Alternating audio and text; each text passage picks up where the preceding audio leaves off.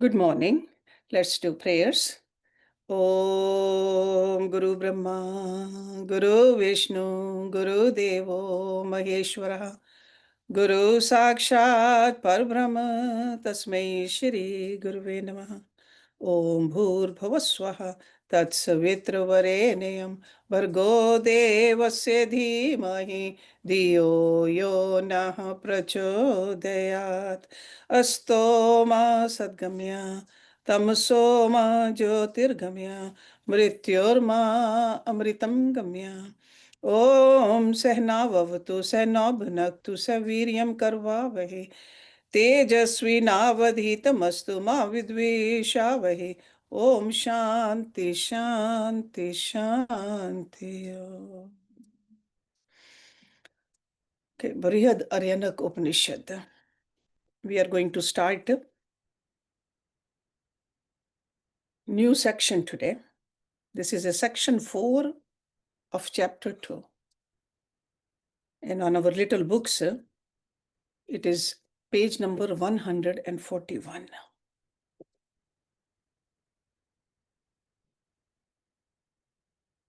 The name of this section is called Matari Brahman. And this Matari Brahman is called after the name of the wife of sage Yajnavalkya, who is the author of this Upanishad. And the wife is the recipient of this Brahma Vidya. And we will see that most sublime instructions on the Atma. In fact, it's called the essence of this whole Upanishad. Or you can say that it's the crest jewel in the crown of Upanishadic literature. So we have an ideal couple here. A husband is a guru and wife is a disciple. Husband is a Shrotriye Brahmanishta Guru. Lord Krishna used that term for a guru in Bhagavad Gita. Shrotriye Brahmanishta. That means a teacher who is a master of the scriptures and also established in the supreme Brahma, Brahmanishta. And then his wife, Maitreya, she is a Adhikari Shishya, a disciple possessing the fourfold qualifications which are prescribed for an ideal student of Atam Vidya.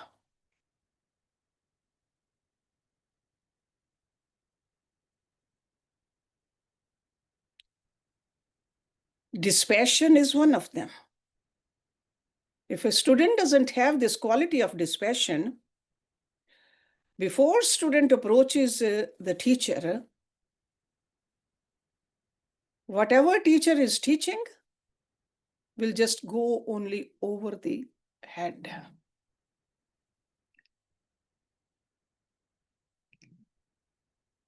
The rishis say this whole world filled with all wealth is to be treated as mere straw by the seeker after the supreme truth. That kind of a dispassion. Because when we are marching towards the goal, there's no use for this kind of a wealth. In fact, we need to cultivate the inner wealth. This is the echo of the scriptural definition of vairagya, dispassion. Complete absence of desires for the pleasures of this world as well as the heavenly worlds. Swargik Sukha. So to the possessor of the necessary qualifications, the teacher prescribes first hearing of the truth from him, then reflection on what is heard, and lastly, deep meditation. Shravan, Manan, Nidhi, Dhyasan. Those are the terms used in the Vedic literature. So the instructions given in this section are from the two standpoints of the transcendental and the immanent. So the Svarup Lakshan, the description of the essential nature of the Absolute, is given first. Svarup Lakshan. And then which is followed by the Tatastha Lakshan. That is a relative characteristics which help to understand the truth. And also to have a firm conviction about that truth. As we know, the homogeneous, blissful, eternal nature of the Atma, we'll see that it's beautifully brought out through several methods over here in this section. And we see that wife who considers her husband as her own self and wants to learn all this. He will tell her that source of all joy is the Atma, not the objects outside, as it is wrongly conceived by the non-discriminative mind.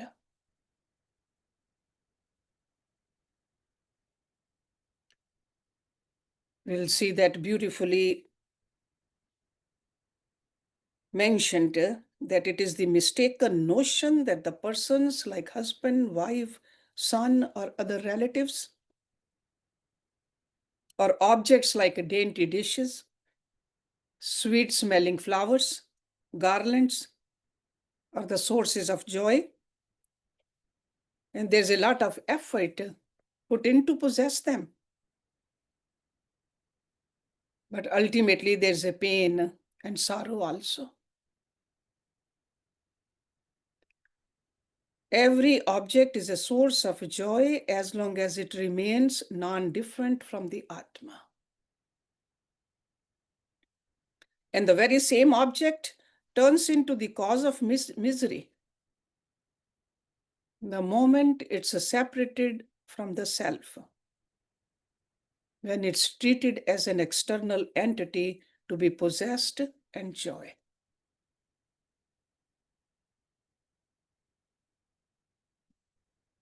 This universe is really the Supreme Self, even now. It only appears as though external to us.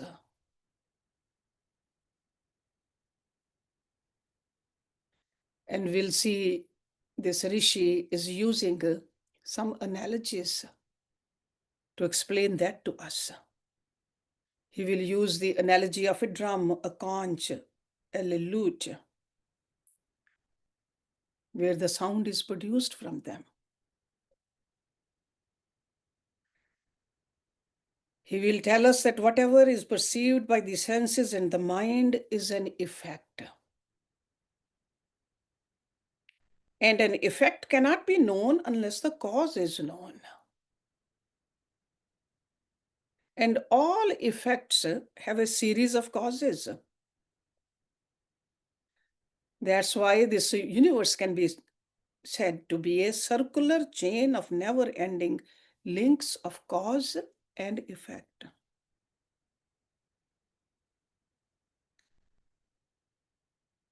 These fine objects, which most of us run after, are a mystery which the limited individualized intellect of a human being cannot fathom.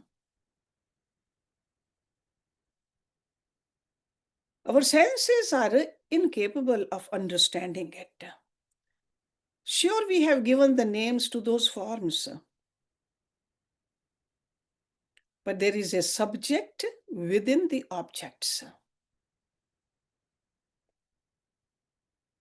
We just get lured by the object and keep on running after the object and many objects.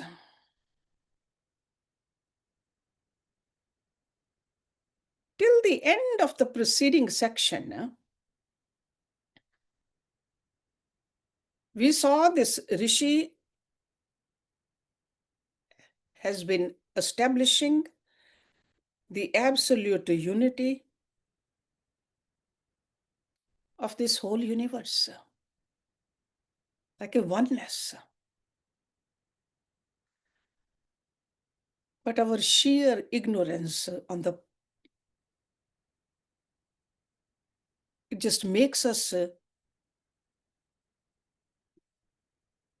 hold our mind only towards the sense manifoldness as real.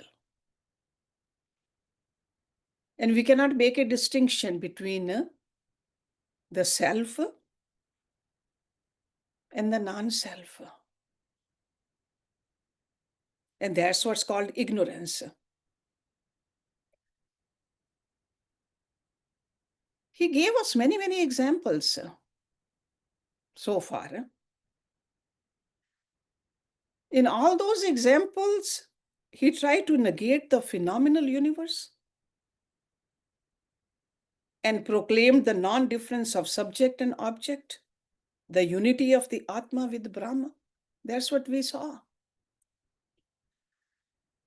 So from this, we have to understand, at least intellectually, if not experientially right now, that this unity alone is to be regarded as the supreme attainment. And after having known this much about the Atma, we should reduce the worldly desires. If we cannot eliminate all of them, at least reduce them. Or give up running after worldly pursuits. Because if we want to know the reality, the self, we have to do that. And this is what we're going to see in this wife of Rishi Yagyavallkya.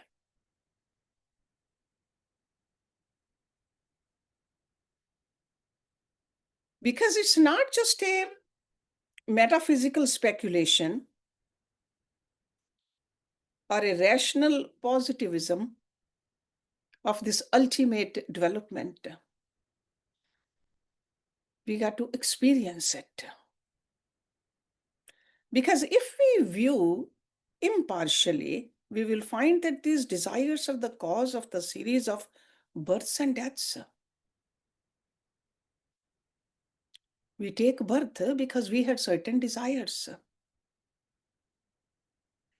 And those desires, they bind us to the ever-revolving wheel of action and reaction. So that's why it's very important to cultivate this quality of dispassion. It's the very first one, actually, dispassion.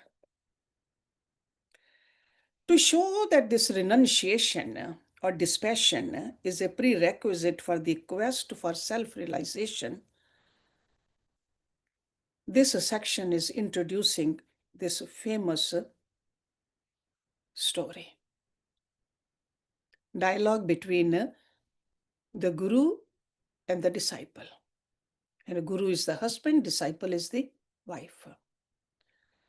In fact, this guru, he was a very famous ritualist, Yajnavalkya. From the name itself, you can tell.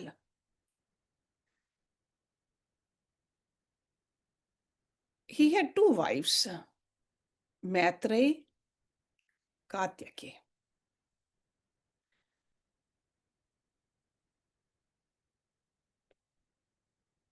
In the course of his discourse, Rishi Yajnavalkya asserts the nature of the absolute now. not later. The importance of that renunciation. He reveals to Maitreyi that the real hearer, the seer, the understander, and the knower is beyond the category of intellectual apprehension, and it's divine in essence. And this knowledge is the unifying factor which affects the identity of the all diverse phenomena. For example, the appearance of the sun, moon, and water is a mere reflection, and it's not real.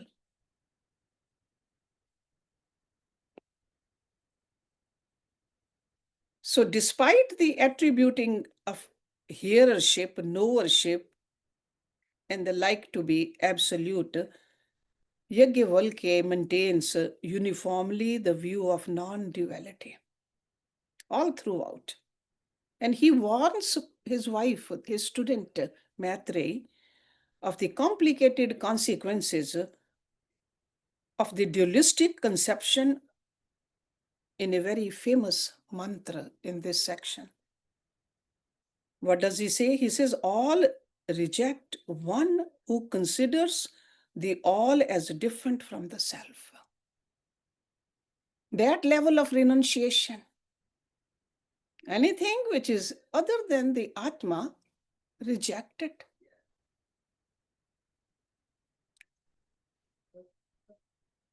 In reality, there's no differentiation of any kind apart from the non-dual self. That's why Yajnavalkya says that we have to realize through hearing, reflection, and meditation. Shravan, Manan, and Nididhyasan. So these are the three terms which all of you are familiar with. So the aim of this section is to show that renunciation is indispensable for attaining the knowledge of Brahman,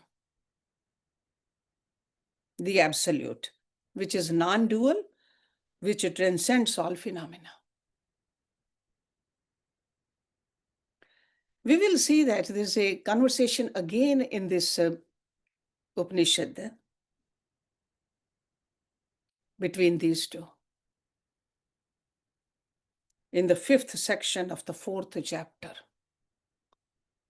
So this is the 2nd chapter, so 5th section of the 4th chapter of this Upanishad.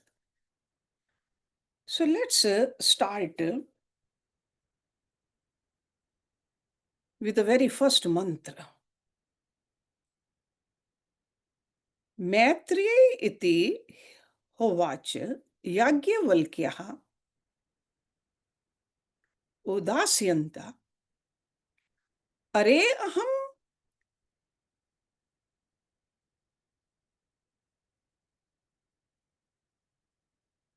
Utsyanasmihi hant te anyaha katyantaha antam karvan iti. Maitreyi said to Yajnavalkya, to her husband. Or Yajnavalkya said to Matari that Matari, I am about to renounce this life, my dear. Well, let me end your relationship with this Katyane.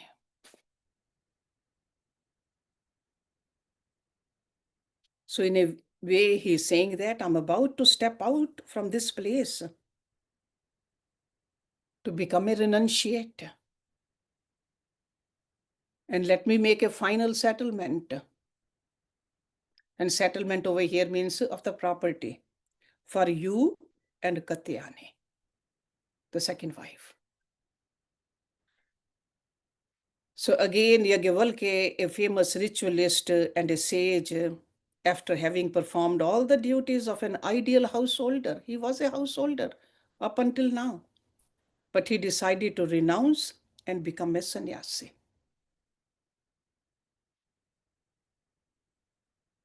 He was learned in spiritual science,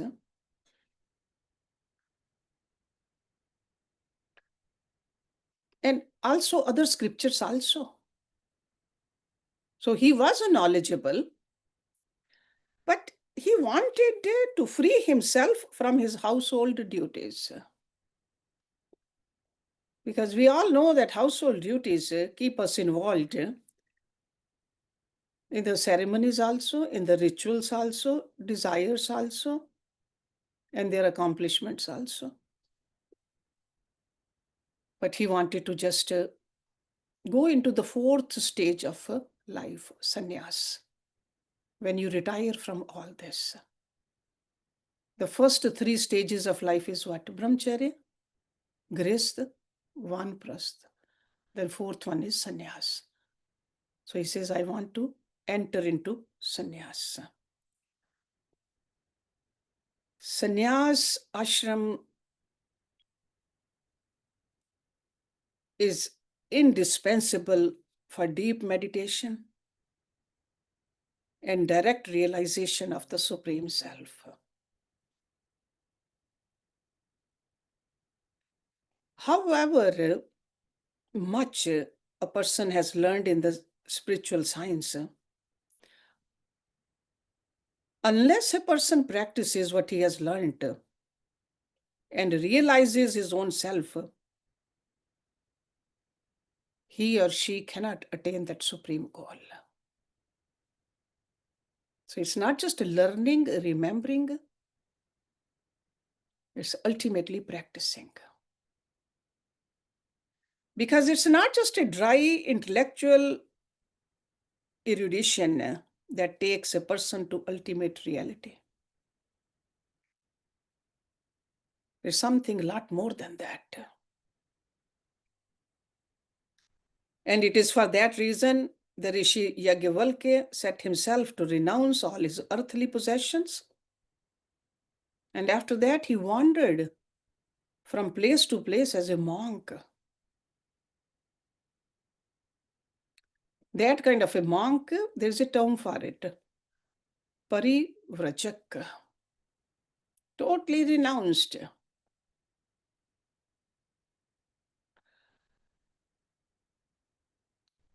This kind of a life would remind him of his aim all throughout.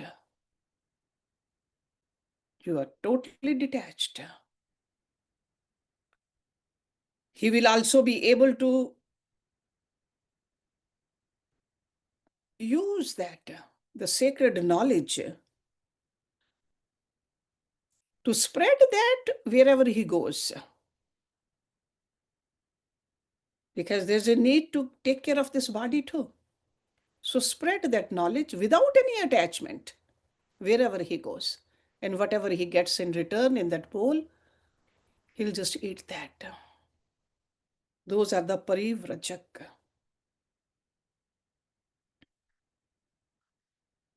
This is considered to be one of the duties of the monk, to spread the knowledge without any attachment though.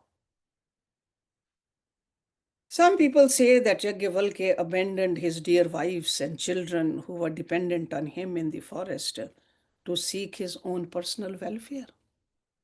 There are always some people who will criticize or point fingers.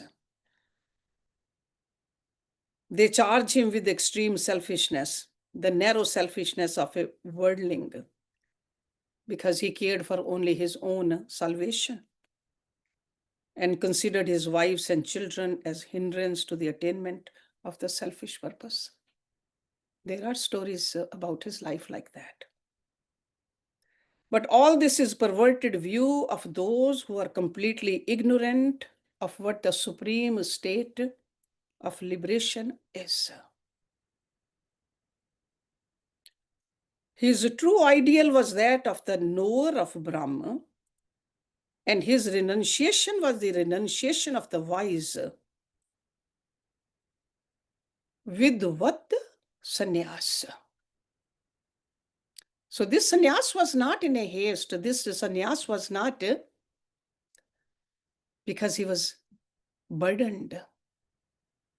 This sannyas was because He wanted to attain the ultimate goal of life.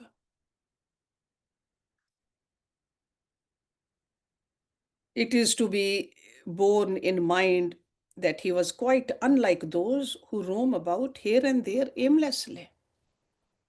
Because they are sannyasis, so-called sannyasis. They just let go of their responsibilities and they don't know what the ultimate goal is, but he knew that. The highest ideal of human life is nothing less than the realization of the one, non-dual nature of the reality, whose expression is this universe. So this is what prompted Yajnavalkya to renounce the world and embrace sannyas. This great truth.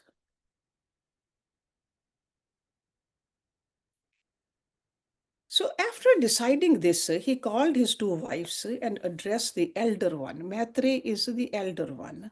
That I propose to leave this place and embrace the order of sannyas.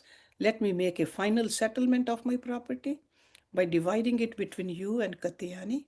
So my relationship with both of you may end.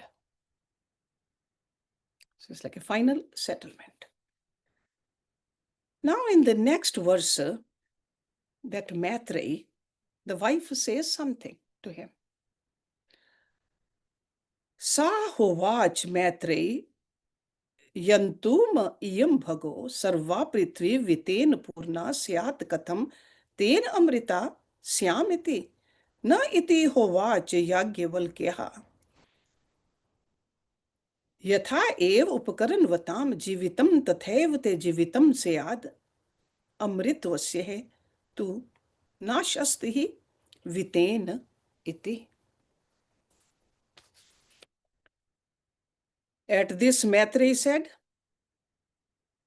even if this whole earth replete with wealth be mine,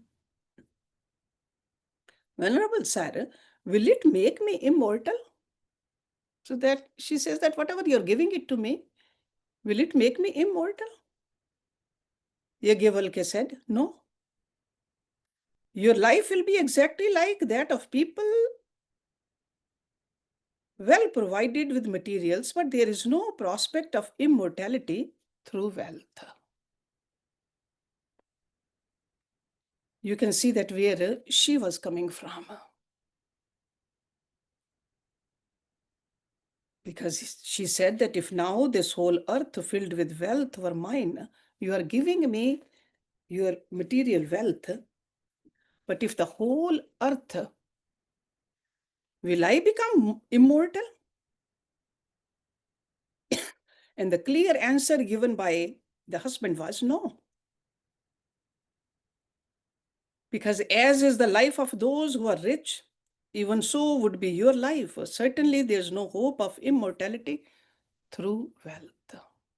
So that means you cannot buy it with material wealth, this immortality. You can see that she was spiritual minded. Because after hearing this declaration of her husband, he thought that generally one does not abandon or renounce any of his possession except when one has acquired something superior. Because you let go of inferior to embrace the superior, something which is more valuable than which you already possess. So she knew that her husband was letting go of this worldly wealth for something which is a lot more important. He thought that my husband has the intent upon renouncing all his property, going to enter into the order of sannyas.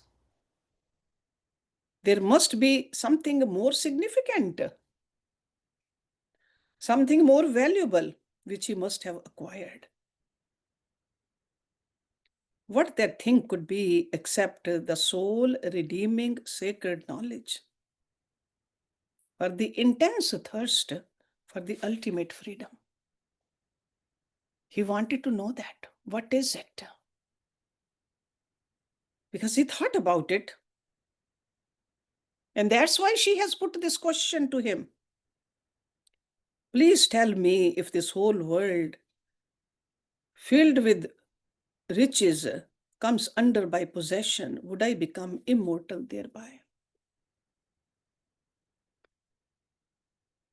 Hearing from his wife such a question of great spiritual significance, Yajnavalkya replied that immortality could never be acquired by means of riches, because all wealth only helps a person to lead a so-called affluent life in this world.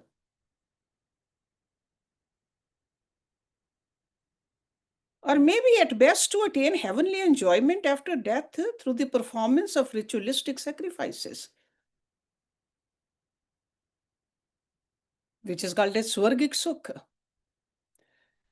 It is true that wealth and material prosperity are useful in worldly life, because in order to perform rituals, sacrifices, ceremonies,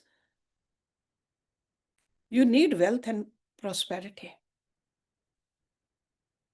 In order to earn name and fame, you have to possess riches and wealth. But do all these give you satisfaction and peace? That's what she's asking. After having the riches, do you feel contented and happy? No. On the other hand, wealth begets desire for more wealth.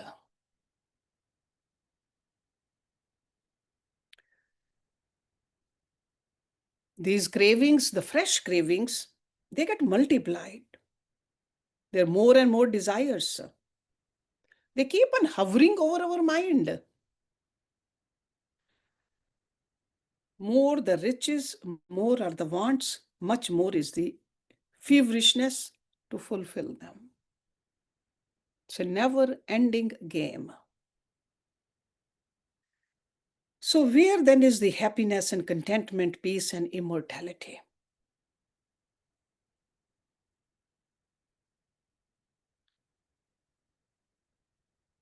There's not even a least hope for immortality through wealth, since immortality is the total cessation of all types of desires and establishments in the state of perfect satisfaction, which is called santosh. Under all conditions, this santosh, contentment. Not the contentment when everything is going good. Contentment even when things are not going your way. That's called a perfect satisfaction. We all know wealth coexists with feverishness.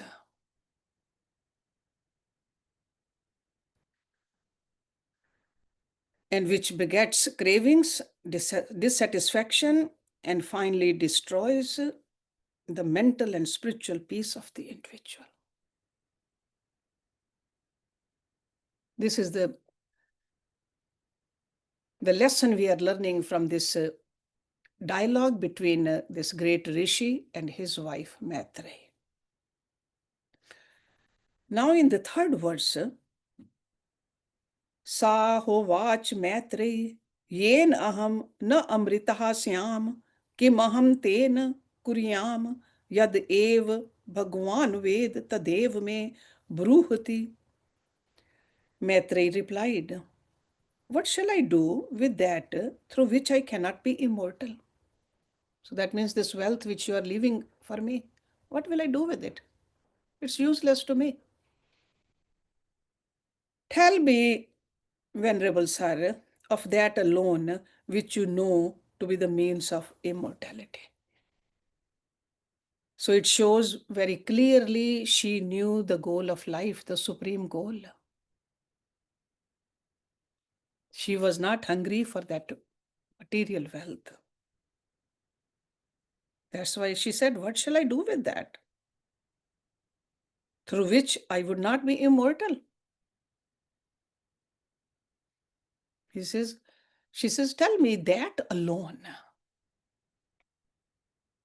So having heard what her husband told her, Matari asked, then what shall I do with that by which I could not become immortal?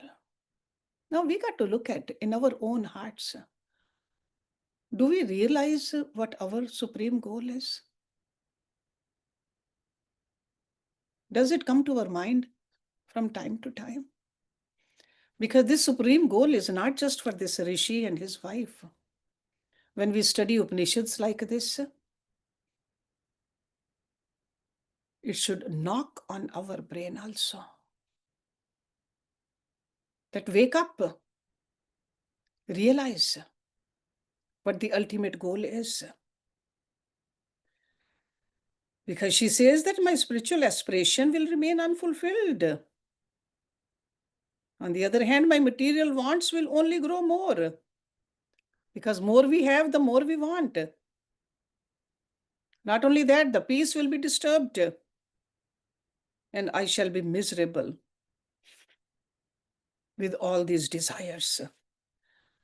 Please instruct me, my Lord, on that which you know, on that immortality, for which you are readily renouncing all wealth, property, and family.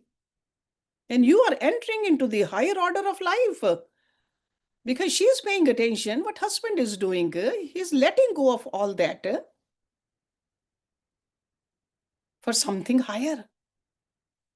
She says, I want that. Not just this wealth, material wealth. Now in the next verse, the Rishi is talking. He says, Sahovac yagyavalkyaha priya vatare na sati priyam bhash se ehi ashasva vyakhyasyaamite vyach kshanasya hetu me nidhi dhyas swa iti. Yagyavalkya said, you have always been dear to me, my beloved.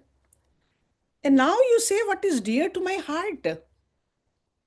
Come, sit down. I shall explain it to you. But while I explain it, concentrate upon it.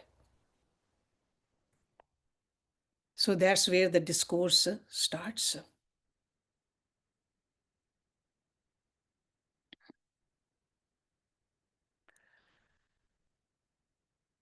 Because he noticed that Matari is greatly interested to know about the means of attainment of immortality. And seeing in her a qualified disciple, a disciple endowed with the spirit of renunciation, tranquility, patience, collectedness, and competence of assimilating the instructions on the most difficult subject, which is called a Brahm Vidya. These are some of the qualifications in a student. And he noticed that in her. So that's why he's promising her to, he says, I will impart these sacred teachings about the Supreme Self to you. So Matari, being his own wife, Yagyavalkya does not formally initiate her. Because there is a formal initiation process too. They say that supreme knowledge can be imparted to everyone possessing the necessary qualifications prescribed. If the qualifications are there, you can give. You don't have to go through the formal initiation process. Because that formality is to tell the student that you got to cultivate these qualities. And Matari showed those qualities anyway. Discrimination, dispassion, sixfold virtues, yearning for liberation. Those are the qualifications. Sham, dam, uprati, titiksha, shraddha, samadhan, vairagya. All of that.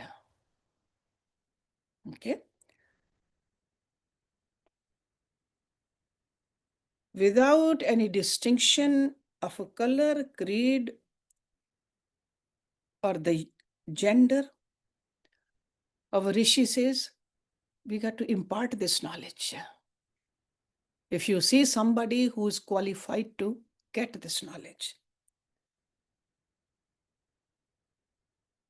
Rishi Yajnavalkya tells Maitreyi to be keen and meditative. We heard that from Lord Krishna's mouth also several times when he was imparting that deep knowledge to Arjuna. Pay attention. Listen to me. And this is what this Rishi is saying. Because this is also a prerequisite for a student who wishes to hear the instructions on Brahma. One pointed concentration is needed. Because this is a very deep knowledge. So this is what he is saying, that my dear, having been dear to me, you say what is dear to me. Come sit down, I shall explain to you, but while I'm expounding, do meditate upon what I say. We saw the similar kind of a conversation between Lord Shiva and Parvati also. Okay, we have done the scripture, conversation between those two.